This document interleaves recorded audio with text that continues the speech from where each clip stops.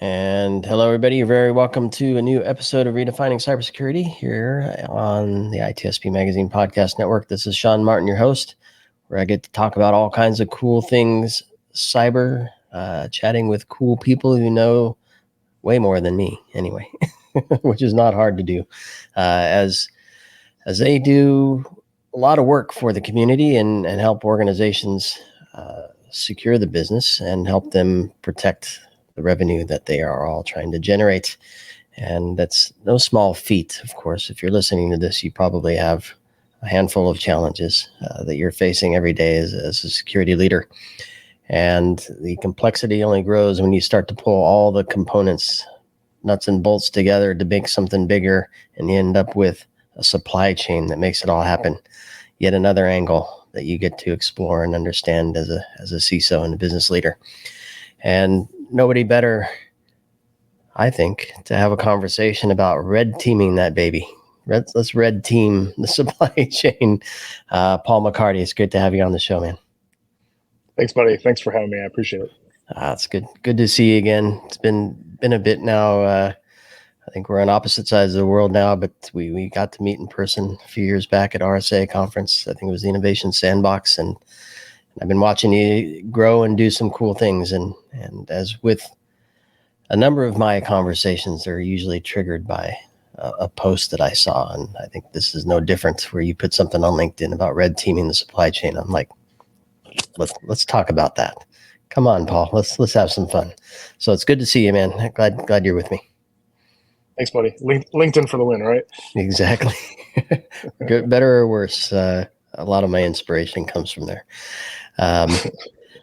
Nonetheless, challenges surface, and they inspire me. Yeah, I'm happy to be inspired anyway. I'll leave it at that. Before we get into what it means to red team the supply chain, maybe a few words, Paul, about some of the things you've been up to, what you're doing now, and how this fits into the big picture for you. Cheers, mate. So my name is Paul McCarty. I'm I was a founder of a software supply chain startup called SecureStack. I've recently moved over to GitLab, so I'm 2 weeks into that role, so I'm very happy. I'm here under my own capacity, however. My time at SecureStack, and even before that, really was kind of spent understanding application environments, how complex they are. The fact that the applications that teams are building now are materially more complex than they were 2 or 3 years ago. And I think, and maybe this is what sparked your interest in that LinkedIn post, was that I think that we just haven't really kind of come to terms with that. The industry really hasn't observed the fact that, the software supply chain is different than it was, is materially different than it was just a few years ago, because we're using different stuff. I want us to talk about that. Let's start there, because I think that's going to really set the stage. Because I can go back to when I was slinging C code, C++ code, right? So, and running NetWare, even further, kind of date myself, NetWare code, and LMs for the win. Let's talk about. Because it's not just the end result app, right? And it's not just libraries and code, but we're talking about services and open source, and even the I presume even the ways in which stuff gets built, like GitHub and other things like that, all add to that complexity. How you build it, how you maintain it, all the stuff. So maybe paint that picture. I'm not doing it justice because I haven't slung code in a while, but paint that picture for us. No, yeah, great point. So, I think that's part of the issue, is that that complexity I was talking about a second ago, in the software supply chain and the applications that we're building and deploying, the supply chain that builds those applications is more complex than I think many people realize. But when I talk about it with them, they quickly become, it makes sense. So to double click on that, I think most organizations and many people think about software supply chain, and they think, the open source libraries and the frameworks, right?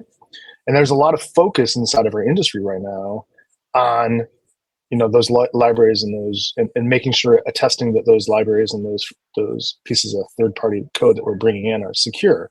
And that is important. And there's a lot of people working on that side, the SBOM, Cyclone DX, in Toto, and the Salsa, groups that are working on that. But there's a lot more to the supply chain for the applications that we're building. So if we really kind of look at it, the software engineers and the QA teams and the people that have access to the source code, they're part of the supply chain. If you take them away, well, guess what?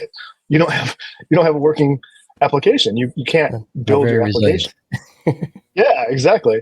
And so and things like the runtime, right? So if you take away some of those services in AWS, like Cognito or API Gateway, if you take those away, the rest of the application can be completely functioning, but it stops working because you took that small component away. And that needs to be there to be able to build and operate these applications. So because there was kind of a lack of understanding about what it took to build these applications, I wrote a open source project in 2022 called Visualizing the Software Supply Chain. And you can find that online if you just search for Visualizing the Software Supply Chain. But the point, Sean, there was to say, hey, let's talk about it. Let's talk about each one of those stages of the software supply chain. What's in each stage? And so the way I visualized it, there's 10 stages to the software supply chain, and let's understand what each of those 10 stages are. Let's drill into each one of those, and then you can apply that visualization project to the applications that you need to figure out, that you need to identify risk in. So that was the basic idea behind that project. Yeah, and I think I'm looking at the visualization for those 10 elements, if I'm not mistaken, where hardware is part of it, right? If you're using a hardware element that does or doesn't have the third, I forget what the acronym name is, but yeah, the trusted component, right, embedded in the hardware. Intel builds one, the TP trusted. TPM, yeah. TPM, anyway. So down to that level, but then up to the cloud. I think of services like banking transactions, something that allows you to take a credit card as part of your app, right? Yes, there's the library, but then there's the service on the other side running somewhere that potentially has issues, and then the cloud service that they're using that they're running in, right? So it's extremes, right? And that probably goes into infinity that I can't visualize that. So talk to me through these 10 things. I just picked a couple, which weren't, they were extreme in my description, but not extreme on the placement of the image that I'm looking at anyway. Yeah, sure. So this is Paul's take on it. So not every application is going to have all 10 stages, right? So that's the first thing to understand. This is a guide that you can then measure your applications with. But the 10 stages, as I've described them, are the people that are interacting with the source code or that are building the application. So software engineers, QA, DevOps teams, and so on and so forth. The second stage is the kind of tools, the local developer tools that people are using. These are things like IDEs, Git, even, right? Well, if you take away Git, can you deploy an application? Can you iterate on an application? Probably can't. The next stage is the actual source code that's stored inside of something like Git, and that source code is both first party, like stuff that you've written, and then also third party code, open source libraries and whatnot. The next stage is integration. This is where a bunch of different developers or DevOps team members bring their source code together. It gets merged, go through some tests, and then becomes one unified code base. The next stage is deployment, and deployment is where you actually take that merged individual code base and then you put it somewhere. Now that somewhere might eventually be prod, but before prod, typically you have dev and staging, you might have a UAT environment or whatever, and each one of those things is a separate deployment target typically. By the way, every CI/CD pipeline, every software supply chain is a special snowflake. So take what I'm saying here as a guide that you can then apply, like I said. Let me pause. Next, in between those two, go ahead. In between those two, do we get the joy of containers? Oh, absolutely. And And literally the next stage is runtime, and containers are a huge part of. Yeah. Now, the interesting thing about containers, let's just double click on containers for a second. I'm pausing going through the stages, but the interesting thing about containers is containers are used at multiple stages throughout the software supply chain. So for example, if you're a developer, you're probably running containers on your local laptop for your local version of that application as you're building it in test, right? Well, then guess what? During integration and deployment, you have containers again. And then if you're running in Kubernetes or ECS or some other container orchestration fabric, you've got them in runtime. So this one unit is actually used in multiple stages. And I think that's an important concept to think about, because you then have risks that you have to identify in those different stages. Now, I've been working on a separate document that talks about like risks to software supply chain. And one of those is, frankly, Docker Hub, right? We all trust it. We use it in all those stages I was just saying. And yet, pretty much anybody can create a Docker Hub account, create a Docker image. If someone finds value in that, business value, technical value, they can then use it. And then now it's part of your software supply chain. So yeah, thanks for pointing that out. Well, it was going to come up at some point. To your point, on it sits in many places. You want to keep going on? Yeah, I'll keep going with it. Yeah, for sure. So next was runtime. So runtime is obviously where you take that deployment's actually doing things, providing value to the business, and I think that's the important thing there. That what's running in runtime, customers are using it, or somebody is using that for a reason, right? Next is, you mentioned it earlier, hardware. Some applications have a hardware component, right? You mentioned the TPMs, but there's also other hardware components, USB dongles, right?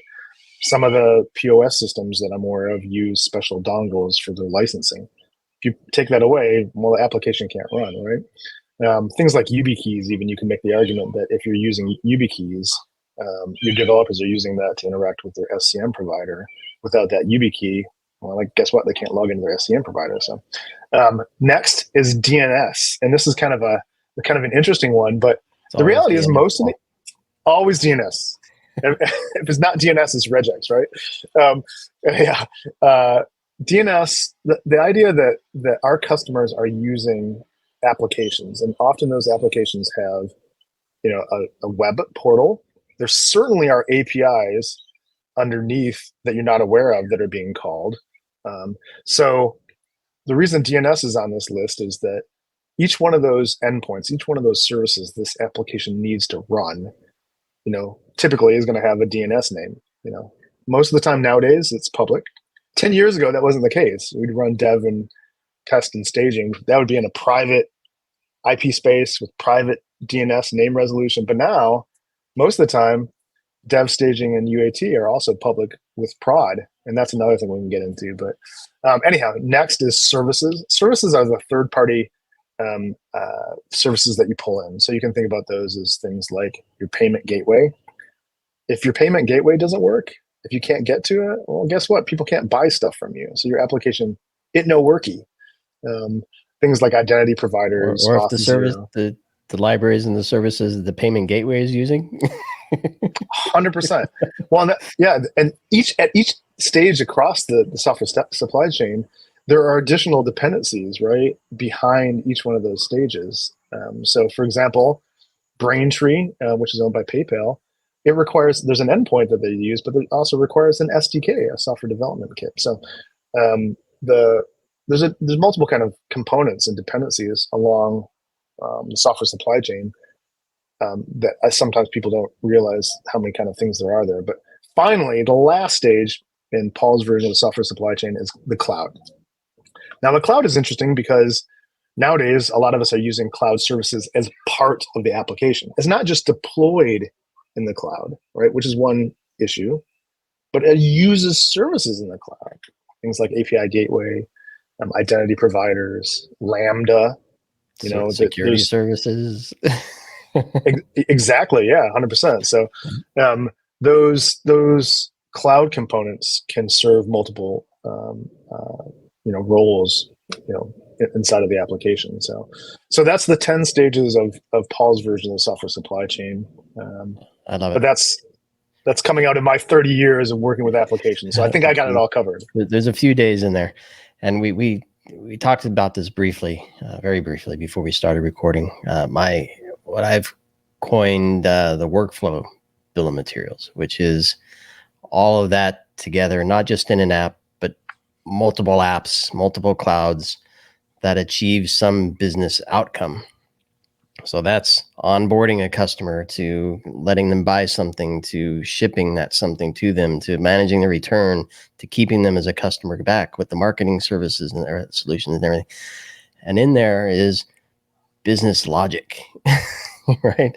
So if any one of those points becomes offline, or if any one of those points has a lack of integrity, or if any of those points is compromised and data is exposed, to me, that's equally as important. A much bigger problem, of course. So I coined that as workflow bill of materials. Your thoughts on that? Is that still?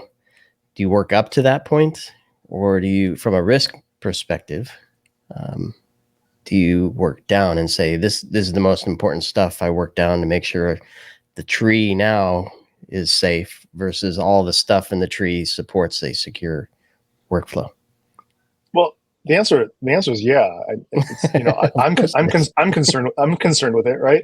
And it's something that I've taken into consideration in terms of visualizing the software supply chain. So, I said it a few minutes ago.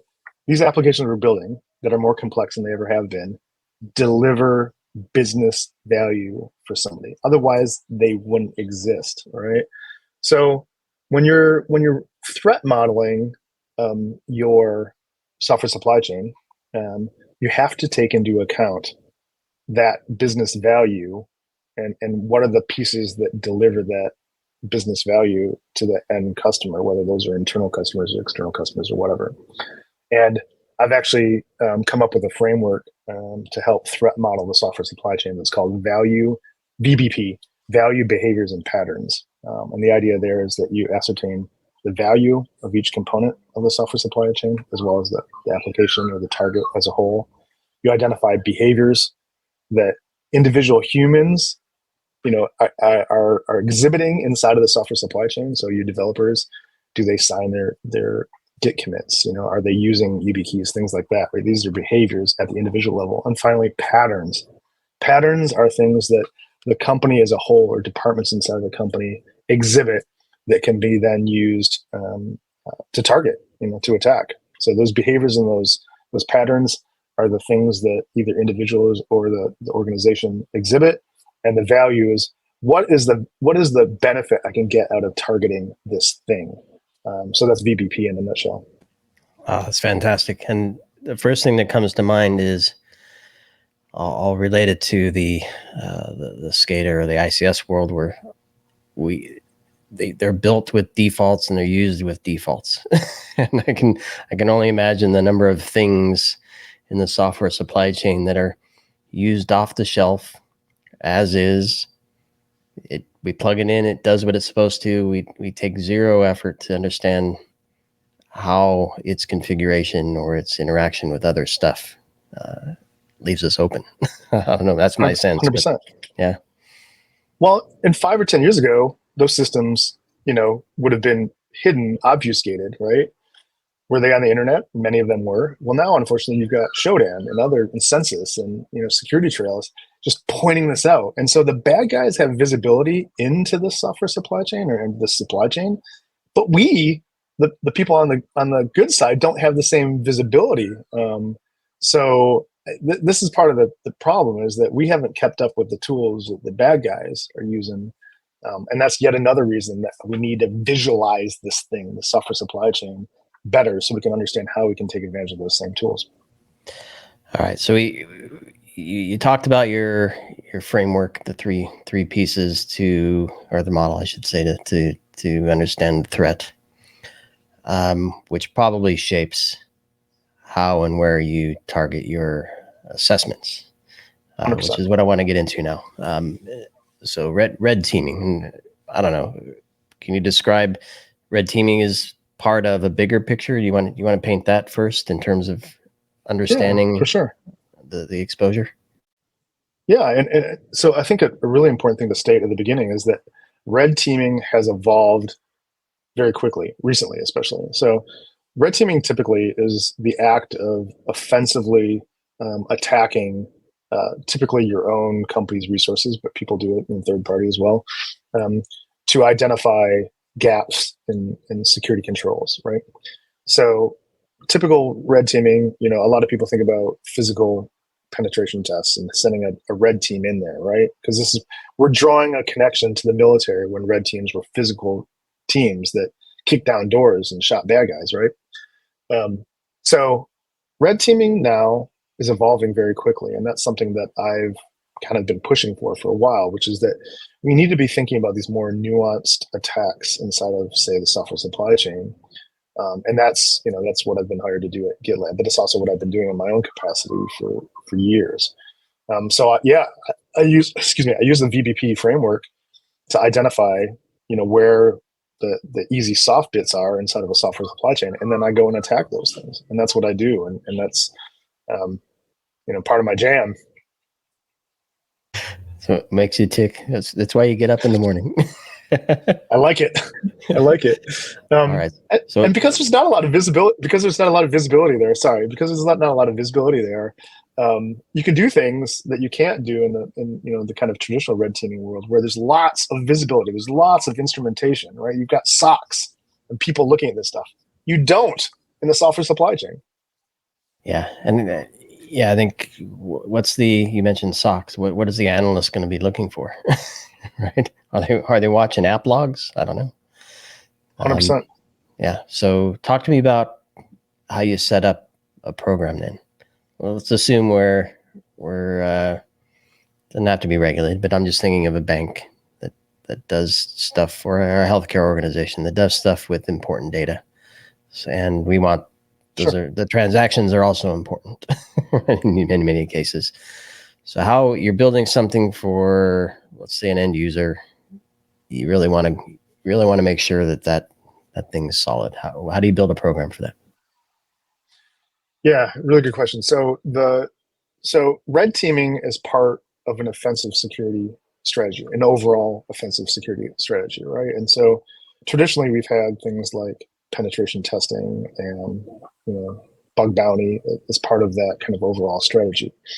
So I would say that typically you'd want red teaming to be part of a group of roles that have a bug bounty program as well as penetration testing.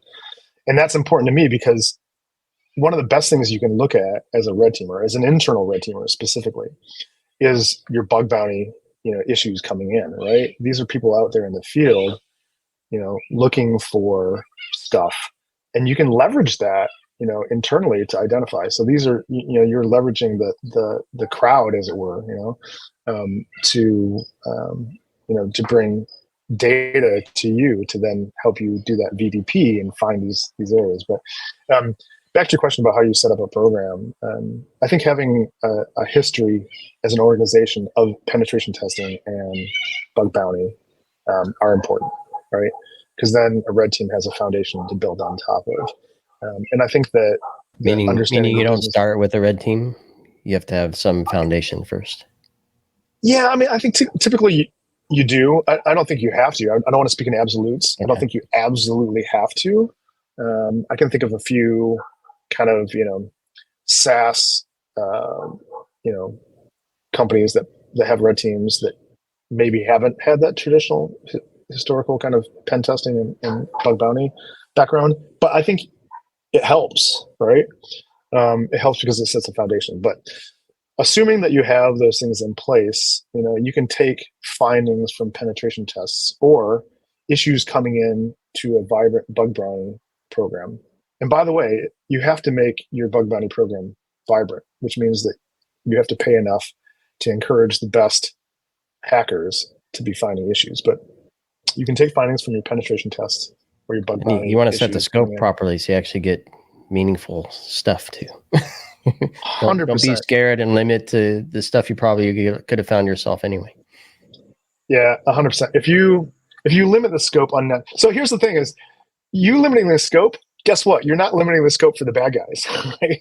They don't care that you said, hey, GraphQL is not in scope. They don't care about that. They're attacking your GraphQL, right? So if you want to be, if you want to have a vibrant, successful functioning bug bounty program, you need to have, pretty much everything in scope.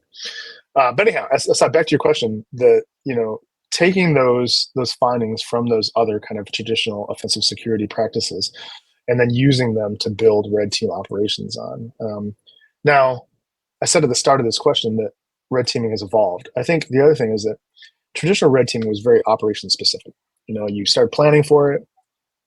You built out the kind of early stuff, the pre-production, as it were, and then you. That's kind of inferred by my use of the word program, right? Yes, exactly. Yeah. Well, and then you find people internally, assuming again that this is kind of an internal red team. You find people internally that are going to be your insiders, and leveraging them, then building the operation, and finally pushing play on the operation.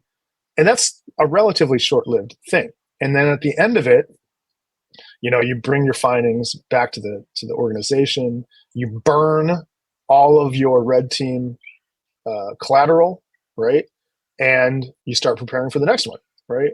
And hopefully in the meantime, engineering departments and DevOps teams are taking the finding of that red team engagement operation and creating mitigations and building a more powerful, resilient infrastructure to deal with this.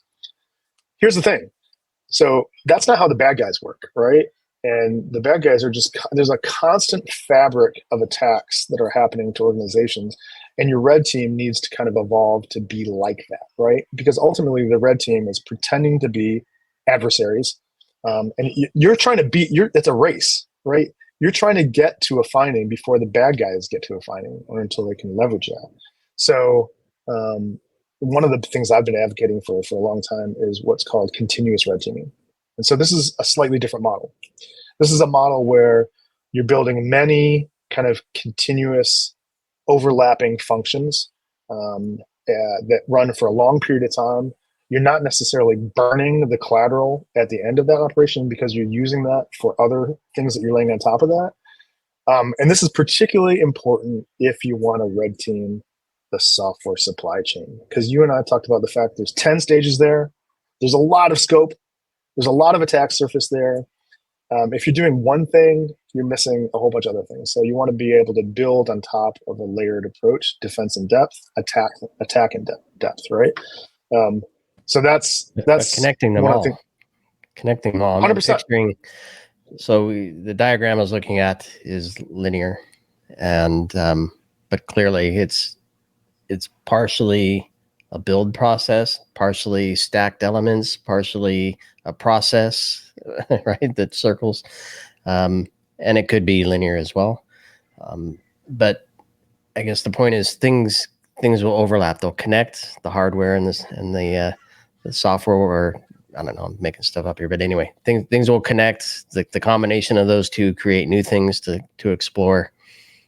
The unexpected removal of one of those things creates new things to explore. So I love this idea about continuous, and I don't know, I suspect you have a framework or something to to help with guide some of that. Yeah, indeed. I'm working on a set of, I wouldn't necessarily call it a framework, but it's more a set of playbooks that you can use. Now here's the other thing. Traditional red teaming usually has a very specific objective in mind. Like, we're gonna gain access to this particular application. We're gonna use these 2 or 3 methods to try to gain access to this specific service. And when we're done, we're gonna present our findings, all that good stuff, right?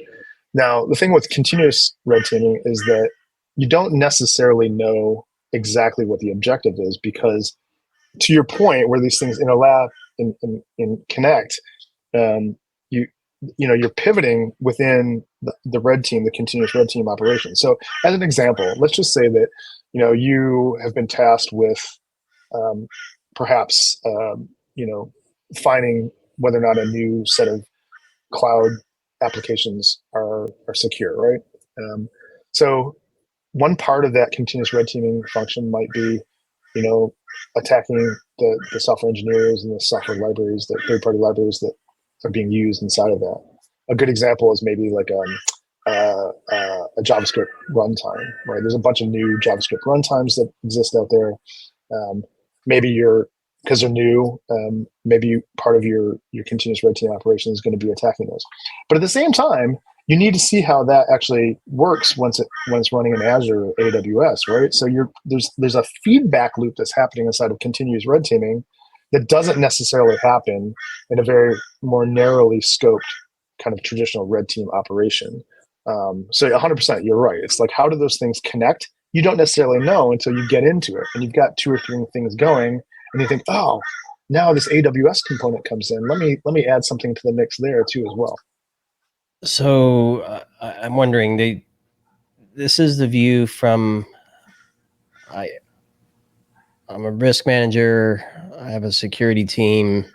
I'm going to put this hopefully continuous program in place. That's one slice of it. You mentioned in a traditional, it's one slice and then findings at the end, and then hopefully by the time you come back around, the things happen. But the business doesn't change either, though. Or I'm sorry, business is changing all the time as well. So the continuous piece seems like a good idea, but how I can visualize the red teaming process. How does the business visualize the value part of that related to risk? And then we'll go into how the heck do you handle the the response piece on the other side. But let's start with the business piece. We have the best red teamer and the best everything, but gosh darn it, the business just doesn't understand anyway. Yeah, well, okay, so at the same time, in parallel, you've got this maybe continuous red teaming set of processes going, right? You also have a relationship between the business and their developers, right? The software engineers, right? So basically, the business is always looking for new revenue generating. You talked about earlier at the top of the program, we're all here to make revenue, right? The business is interested in creating new revenue and new revenue streams. And so they're working with development teams to build new features and new functions inside of their product to be able to create that new revenue, right? So while you've got all your red teaming and all your other offensive stuff going on, you've got this relationship that's highly iterative where the business is constantly asking development teams to deliver new stuff. And they're incentivizing speed and delivery of features above everything else. It's incentivized above security by 10 miles, right? Like, it's features and how quickly you can deliver them.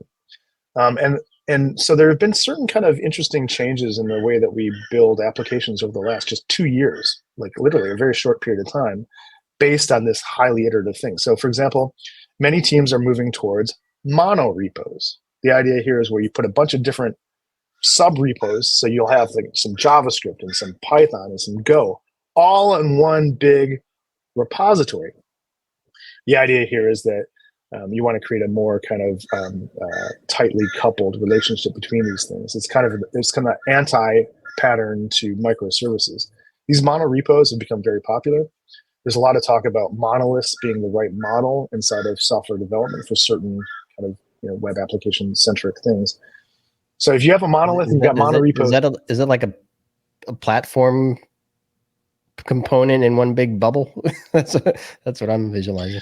Yeah, 100%. Yeah, I mean, so like in the early 2000s when we were deploying things like LifeRay and other kind of monolithic web, back then, and they were all based in Java, right? This everything, whether it's bell bottoms or whatever, like everything comes back full circle, right? And now we have the idea of monoliths are back. We even have certain development teams advocating for not obfuscating and minifying their JavaScript, right? These are basic functions that we use as part of Webpack and other processes to make it harder to attack JavaScript, which runs, unfortunately, in a browser. So everybody, the attack surface is not a browser. But anyhow, you have all these things happening because of this relationship between the business and the development teams, always looking for faster development. And so the development teams are incentivized and encouraged to do these things, right? Well, the problem is mono repos and a lot of these other kind of new changes in some of these new JavaScript engines, runtime engines, have functions or features that make them easier to attack, right?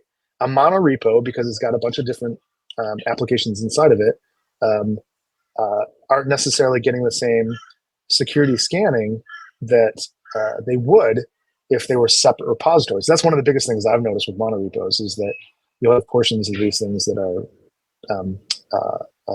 orphaned, and so they're not getting scanned the same way. And so you have more opportunity for things to sneak in. So that relationship, we no longer use that bit, but it's still in the bundle. 100%. And no longer getting updated. Of course. Boy. So let's talk about. I know we had a few minutes here, so we're well into the chat. I'm not going to cut it short purposely, but I want to make sure I get to the response end of this. So you talked about having relationship with the business and the engineers to, we'll just say, to design and build with security in mind. We're all human, including engineers. Sorry, engineers. They make mistakes. Things happen. They do. Maybe not them, third-party component, third-party server, whatever happens. And there we go. The feedback loop needs to complete there. What changes do we see on that end? Because with complexity it comes with, well, who owns, right? Did we license that? Did we pay for it? Is it for open source? Who owns that piece? Who's building it? Who's developing it? Who's building it? Who's hubbing it? Right? All the points. How does that get handled with such big scope and complexity? Very carefully. Well, developers, we would hope, but the problem is that we're moving fast. Going back to that last point, we're moving fast, and we're human, to your point. And when you're moving fast, things creep in, right? Bad things creep in.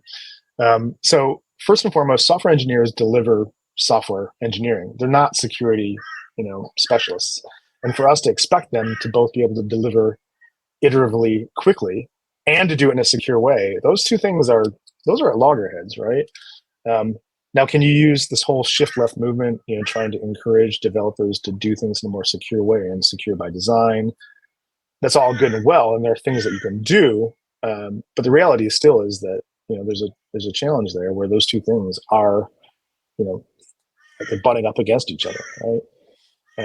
So for example, in a red teaming operation, in fact, I've even done a training on how to attack software engineers as part of the software supply chain. I love attacking software engineers. It's like one of my favorite things because there's just not a lot of visibility going on there. There's just so many different things. There's so many moving parts there.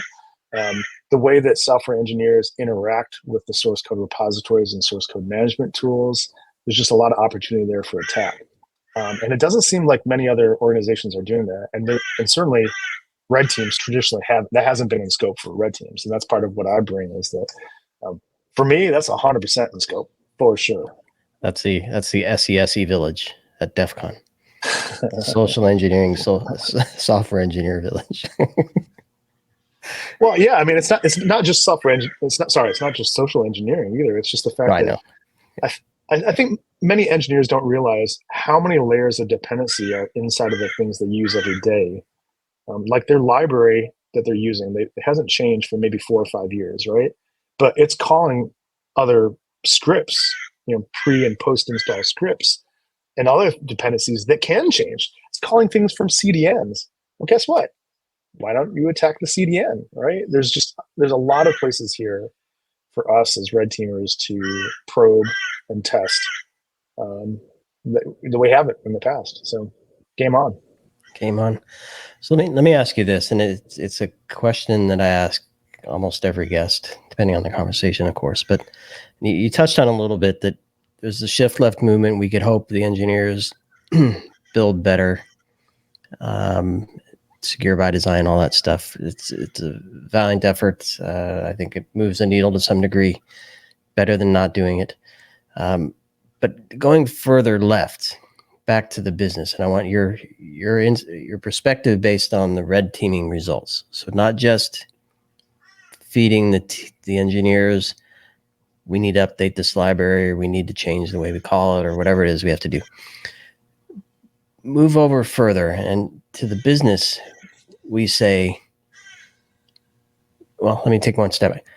we continue to see this JavaScript come up over and over and over.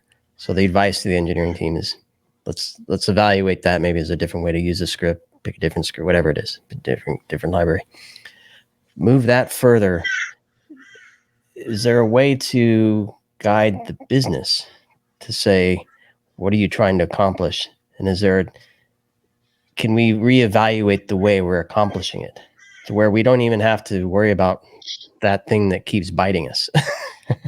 And the example I give in the broader security program world is just patch management, which is kind of related. But if we continue to patch this legacy system that's taking 25% of our team's time, is there another way to build that program to not use that system that's causing us to spend so much money and time patching it? So that's what I'm thinking about, but more now from your perspective on the red team results and guiding business. Yeah, well, okay, so one angle to come at this question is to say, I think many businesses think that we can address this in the CI/CD pipelines, right? And basically, this idea that everything comes together, there's a gate, there's a common singular kind of central gate which all this stuff goes through, and we can shift up until that point and do everything there. And we many of the kind of vendors in the space emphasize this point, but the reality is that for many organizations, the maturity of their software development lifecycle isn't. I have a saying that it's almost software development maturity is almost always overestimated significantly, and we're assuming that every team in every scenario always uses CI/CD, so that gate is always works. But that's not the case. That's not reality. For the last 6 or 7 years, our focus, when I had my own business, was helping startups and scale-ups. And the reality is that, maybe they might have a functioning CI/CD in this one application, this one place, but it didn't work for dev, right? And it didn't work for all these other. So this idea that we can tackle it in one place isn't the reality, or we have to wait for the maturity, Sean, to catch up, right? The business is hearing that, oh yeah, we've got this thing in the CI/CD pipeline, and that's great, and it has to be there, absolutely needs to be there. But we also need to push a little bit further left. I feel like, if our goal was to find the end of the Amazon, we didn't shift all the way left, right? We stopped about halfway and we called ourselves success. We need to push past that, and the business needs to say to engineers that, hey, there are things that you can do as part of your daily interaction with source code and the dependencies that we're using that are building our applications that you can do individually on your laptop that provides significant benefit. And the metaphor that I've used for many years is that if you can stop the poison being poured into the water supply, it's a lot easier to stop that single engineer who might accidentally be pouring that poison into the water supply than to try to take the poison out of the water supply, which is what happens when it's already in SCM and it's already starts going down a pipeline. Yeah, I love that analogy. And I was also picturing the Truman Show, right? Where you can hit so many walls so many times. It's the same in reality, unless you go outside and see where things are really being controlled from. I don't know if people watch that movie and know what I'm talking about there, but it's there's dev reality and then there's business reality, right? And you can push 100%. as far left as you want in that one reality, but you can only go so far left. I think that's why I think you have to jump out of the wall or find a way through the wall to really make widespread impact, especially when we're talking about something as broad as this. Because we didn't even talk about business partners and stuff. We're talking software supply chain, but forget about third-party supply chain as well. You tack that onto the mix. Yeah, well, that's the cloud providers and their security responsibility. Unfortunately, we didn't get a chance to talk about that, but here we are. I'll say a few things there if you want. Well, I think when I was dealing with those those startups and those scale-ups, they universally thought that if they were using Azure or AWS, that everything that they used there was secure by design, right? And just to be clear, if you do things right, if you follow best practices, AWS and Azure and all the other cloud providers, well, maybe not all of them, but the good ones, absolutely are more secure than what you can build in a data center yourself, because you don't have the time and the subject matter expertise to do it yourself. But this assumption by teams that simply because they use these services inside the cloud that they're secure and they don't have to do anything is ridiculous, because even the cloud providers themselves will tell you, no, you own that part of that, right? Like there's this shared responsibility model, but we just kind of universally ignore that. And because these applications we're building talk to so many of these cloud services, most of which are public endpoints, Cognito, API Gateway, Lambda, all these things, they're all public endpoints. That's just a lot more attack surface, that we're building into our applications now than we had even 5 years ago. So yeah, that relationship between the cloud providers, that's always been a challenge. They do a great job of securing their internal stuff, but the teams expect a lot more. And some assumptions being made there. Yeah, and I mean, to my point earlier, it's the holy grail for me that security can change the business to be more secure, not just secure the business they built. So I realize it's a lofty goal, but and the reality is they're only going to be in business if they can build something that generates value that they can sell and make money to pay their employees and shareholders and whatnot. 100%. And to do that sometimes means moving fast and being first to market with something cool that nobody else has done. And sometimes that requires using certain things, using technologies and services, AI, cloud, whatever it is. It's a constant shuffle. I think the main point for me is that if you don't recognize that and you just move forward, that's one thing. If you recognize it, understand it, see the risk, blindly accept it, that's another. If you understand the risk and try to mitigate it, that's even better. And then if you can figure out a way to actually do it better from the beginning, that's where I'd love to see things go. And speaking of going, I'm not saying goodbye yet. I'm giving you two minutes here. You're going to be going to a couple places. What is it? B-Sides and a Brisbane Security, BrizSec, if I'm not mistaken. Doing a couple presentations. You want to take a minute to share what you're doing at both of those places? Yeah, thanks. So I've booked 3 already, and I've applied to some stuff in the US too as well. So we'll see if that happens as well. But yeah, I'll be doing Crikey in March. I'm doing a 4-hour training session, a workshop on red teaming the software supply chain. I'm doing all day an 8-hour training at B-Sides Adelaide. And then I'm also having a talk at BrizSec in Brisbane. I think that's in April, if I'm not mistaken, but I don't have it in front of me right now. But yeah, those 3 things are already booked, and hopefully there will be more. Nice one. Well, I'll include, I have those links from you. Thanks for sharing those. I'll put those in the show notes so people hopefully can connect with you. If they're anything like me and enjoyed even just a sliver of this, I'd want to connect with you in person again. I certainly will at some point, hopefully in the near future, down under or up here somewhere in North America, if we can make it out, or in Europe. If we have to meet somewhere mutually exclusive of our home areas, home turf, we can certainly do that too. But it's a pleasure seeing you again, Paul. Pleasure chatting with you. My final question as we wrap, based on today's conversation, what's the one thing whoever the we is, you can define, that we need to do to redefine cybersecurity? To redefine cybersecurity, well, understand the true scope of what's, what cybersecurity applies to, right? Application security and cloud security and the things we've talked about today are things that I think many InfoSec teams aren't necessarily thinking about a lot, right? They've got a traditional set of things they're doing, and maybe think broader about what are the actual attack surfaces there, and maybe they can come and take a look at some of the things that I've written and expand that scope. Perfect. Well, thanks so much, Paul. Keep posting, keep presenting, keep workshopping, and please keep coming back for more with me here. You're welcome anytime, of course.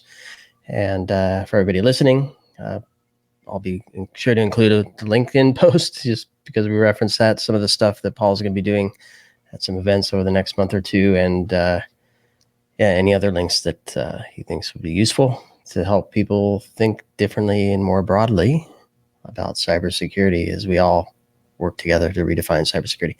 Thanks, everybody. Be sure to subscribe, share with your friends and enemies, and follow Paul. Paul, we'll see you later, my friend. Thanks, buddy. Cheers, mate.